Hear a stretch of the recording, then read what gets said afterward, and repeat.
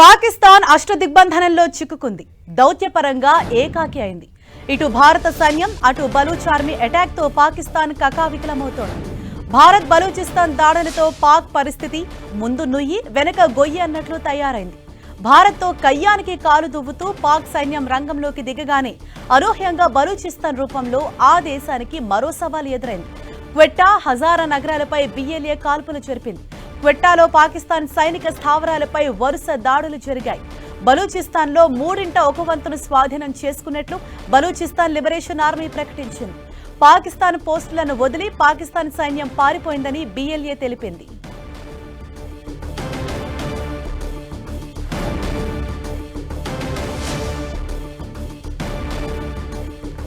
గురువారం తెల్లవారుజామున 4 గంటలకు జమ్రాన్లోని ధాంగ్ ప్రాంతంలో పాకిస్తాన్ ఆర్మీకి చెందిన లోడ్ డిస్పోజబుల్ స్క్వాడ్ సైనికులు లక్ష్యంగా చేసుకున్నట్లు బలూచ్ లిబరేషన్ ఆర్మీ తెలిపింది.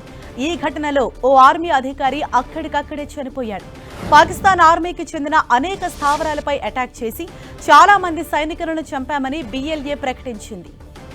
ఇక గురువారం ఉదయం బలూచ్ వేర్పాటువాదుల దాడుల్లో 14 మంది పాకిస్తాన్ సైనికులు ప్రాణాలు కోల్పోయారు.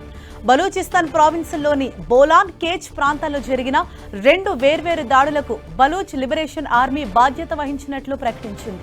2 వారాల కిందట ఇలాంటి ఘటనే చోటు చేసుకుంది. పాక్ సైనిక వాహనాన్ని బిఎల్ఏ ఐఈడీతో పేల్చేయడంతో 10 మంది ప్రాణాలు కోల్పోయారు. పాకిస్తాన్లో అత్యంత విలువైన సహజ వనరులు కలిగిన ప్రాంతమే బలూచిస్తాన్.